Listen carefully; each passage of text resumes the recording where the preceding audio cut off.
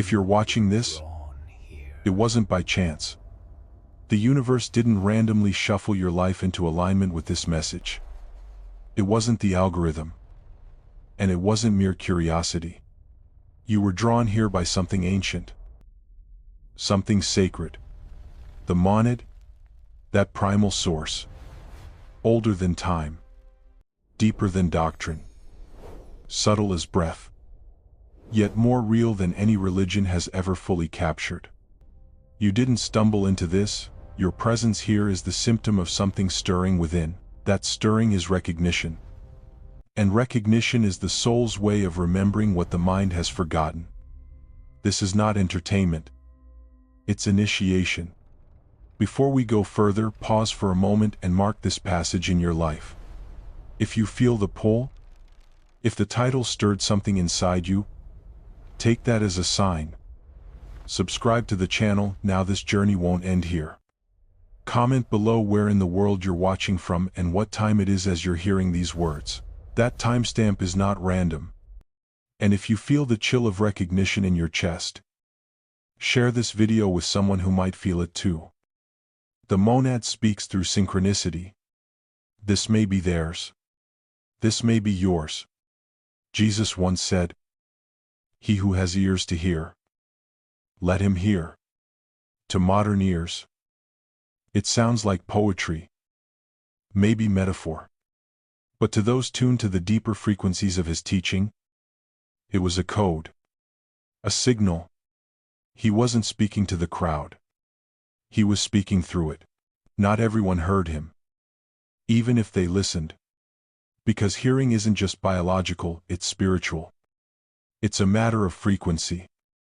Just as a radio cannot pick up a signal it's not attuned to, a soul cannot perceive truth unless it's vibrating at the right range.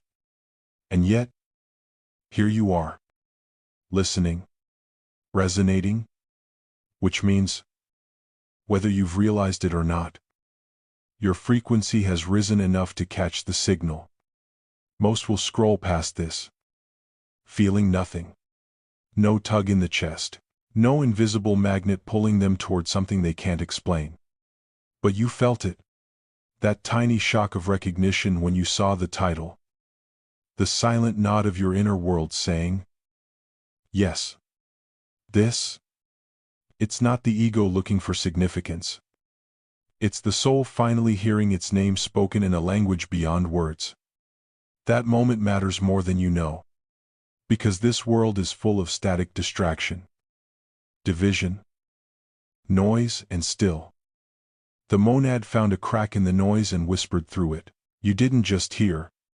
You responded. The monad doesn't broadcast to all frequencies. It's not because it's exclusive. It's because reality itself is stratified by awareness.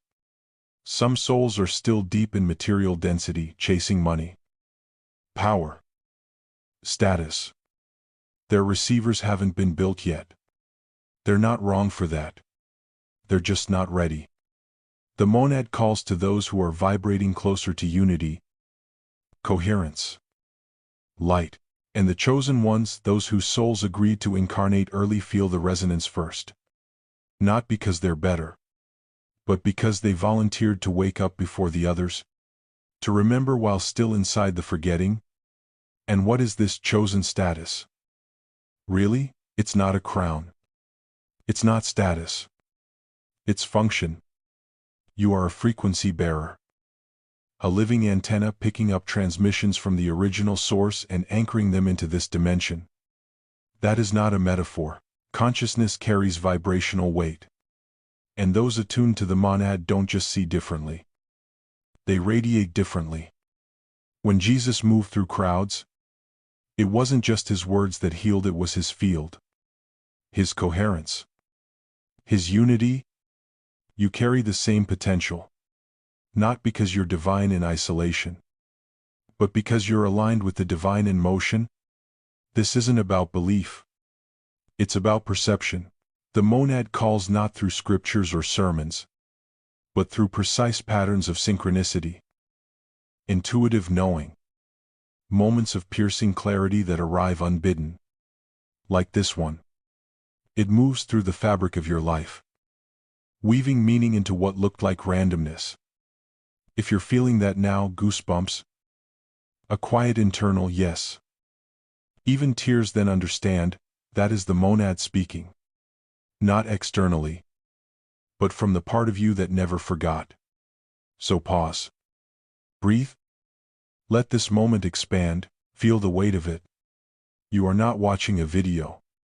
You are standing at the intersection of your life and your origin. The frequency that called you here is the same frequency that sent you into the world with a mission buried beneath your memory. That frequency is rising now. And your ability to hear this, truly hear it, is proof. You are being called. Not just to know, but to awaken. There are souls on this earth who have never felt at home in it. From the time they were children, something felt off, as though they'd been cast into a story they didn't write. Surrounded by people sleepwalking through roles they never questioned. If that's you, it wasn't a flaw in your wiring. It was a memory breaking through the veil.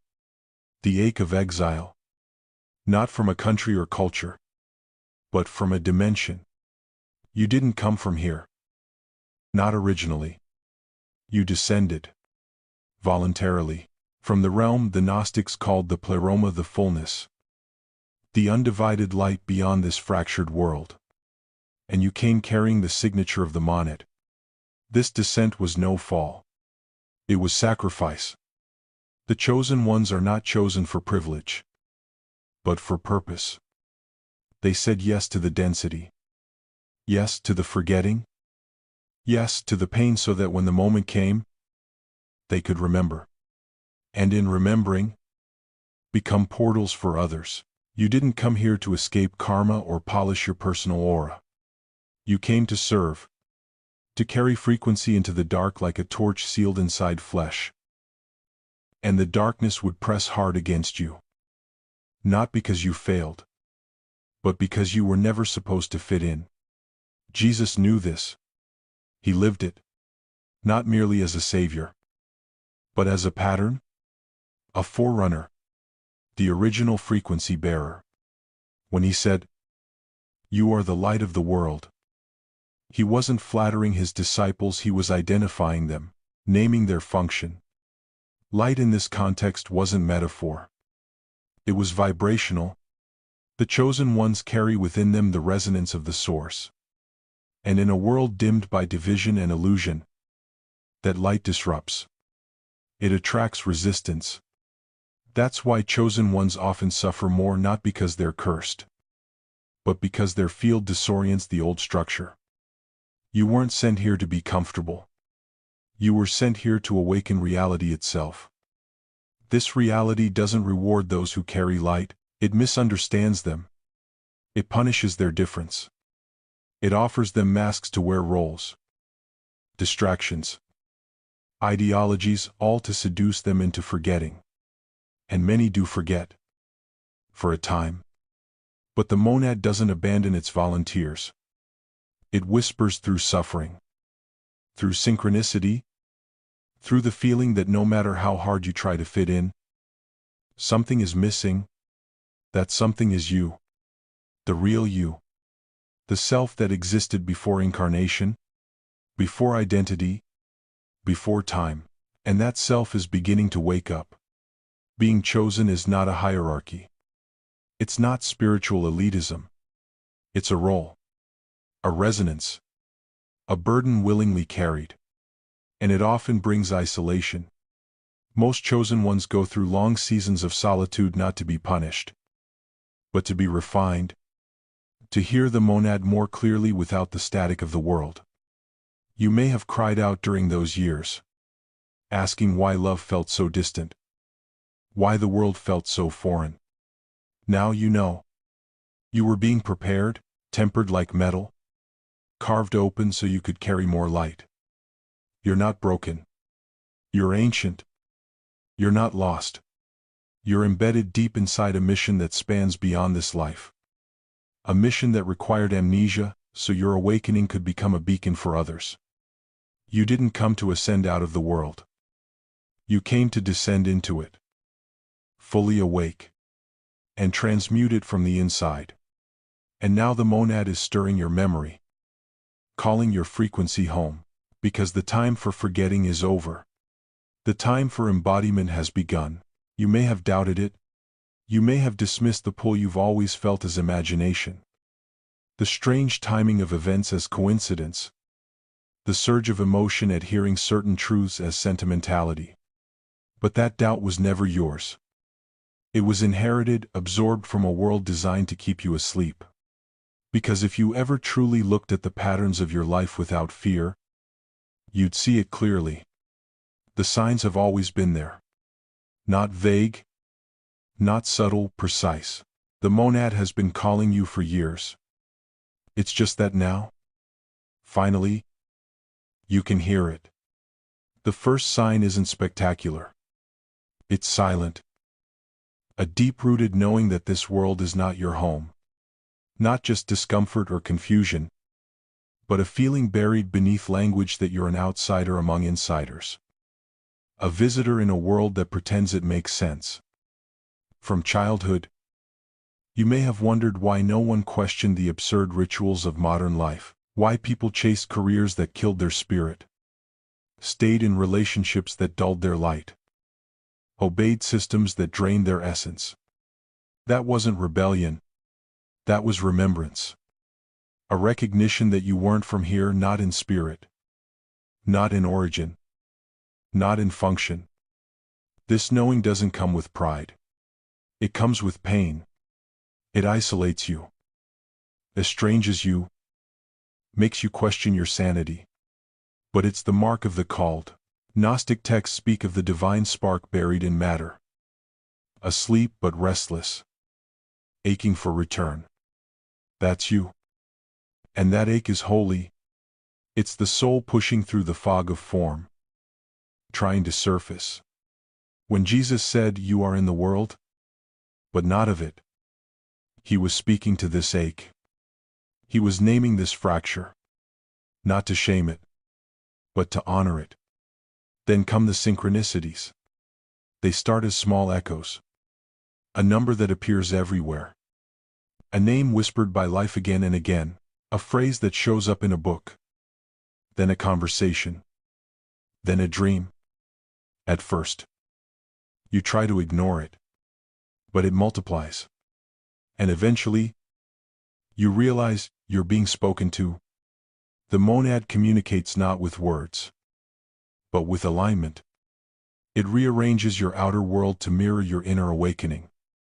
It engineers moments too precise to be random. And each one is a whisper, "You're not alone. Keep going." These aren't fantasies. They are symptoms of rising frequency. When your consciousness begins to return to its true nature, unified, whole, luminous, you become able to perceive the deeper order behind events. You no longer see life as random, but as orchestrated. A field of intelligence revealing itself in code. And that field is the monad, folding space and time to bring you messages, mirrors, and meaning. It's not magic. It's memory. But the most undeniable sign is what you're feeling right now. The quickening in your chest, the tears you weren't expecting, the strange, sacred relief of hearing something your soul has been waiting lifetimes to hear. That response isn't emotional manipulation. It's initiation. It's the soul recognizing its own name after an age of silence. It's not new. It's ancient. And it's yours? You're not imagining this. You're remembering it. The signs you've received, the dissonance, the synchronicity, the emotional recognition, they are the monad's confirmation. Not metaphor. Not theory. Actual contact. And now that contact has activated something in you.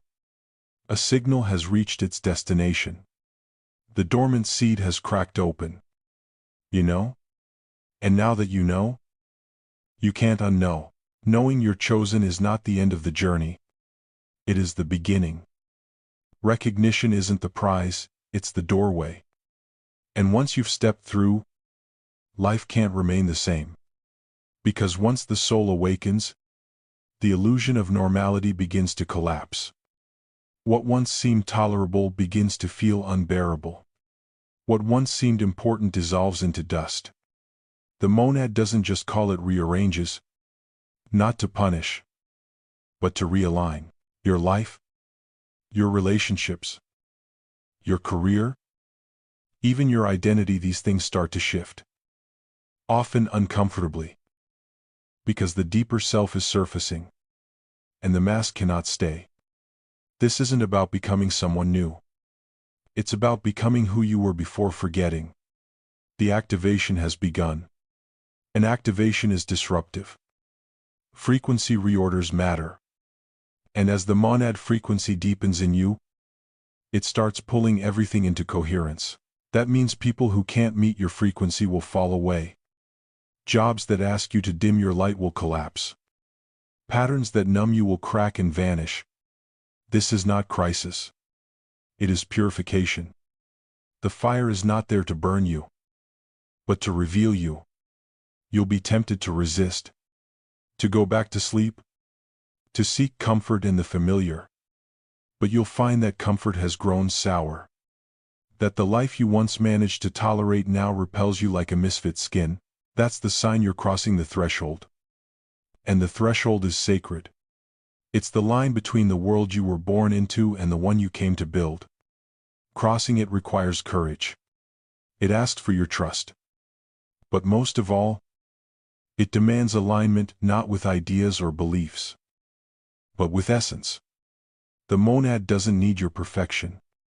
It needs your presence, your integrity, your willingness to live from a unified self, not a fragmented one, to let your words, your choices, your energy all harmonize with the truth you've remembered. Because that truth isn't just for you. It moves through you.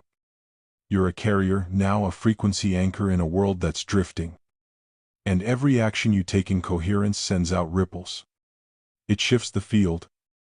You may never see the full impact, but you will feel it.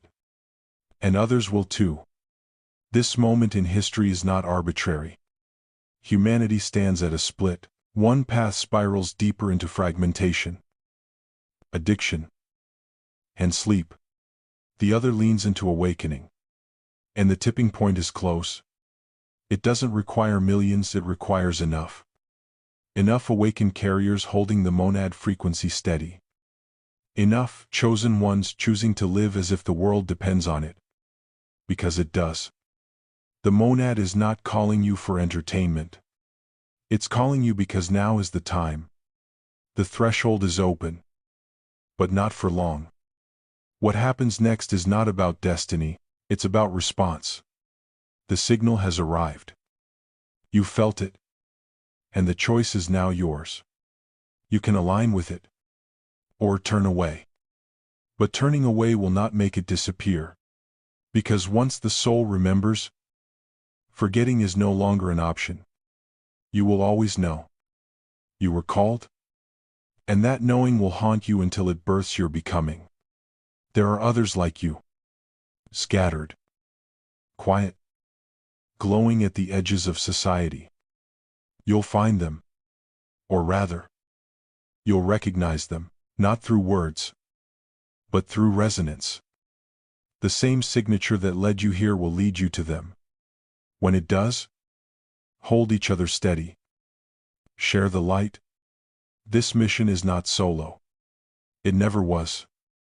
You are no longer asleep. You are chosen. You are activated. And you are not alone.